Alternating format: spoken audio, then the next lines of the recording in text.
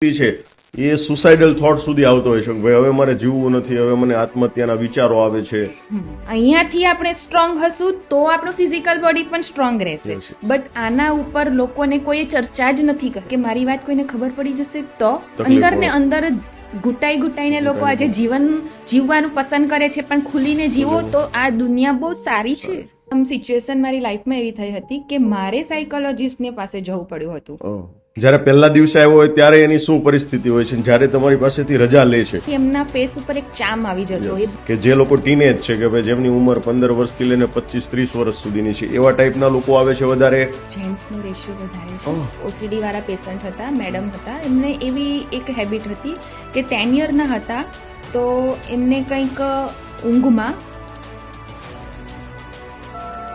Shift કરતા આવડી ગયું તો તમને જીવનમાં ઘણું બધું આવડી ગયું. વાહ ભાઈ વાહ, બહુ સરસ. હોપોનોપોનો ટેકનિક એટલે કે sorry, forgive, Yes, thank yes, you. yes, yes. ચોથું કંઈક સ્ટેપ આવે છે. આઈ એમ સોરી તો તમને ડાયાબિટીસ નથી થવાનું. નહીં, નીકળી જાય, રિવર્સ થઈ જાય. Shock. અમે કિડ્સ કાઉન્સેલિંગ વાતમાં ગુસ્સો કરે છે, ચીડચીડિયા પણ છે, ફોન જોવાને કારણે જિદ્દીપણું આવી ગયું છે. એકદમ એમ થાય ને હું હારી ગયો છું, થાકી ગયો છું કે મને કશું ગમતું જ નથી.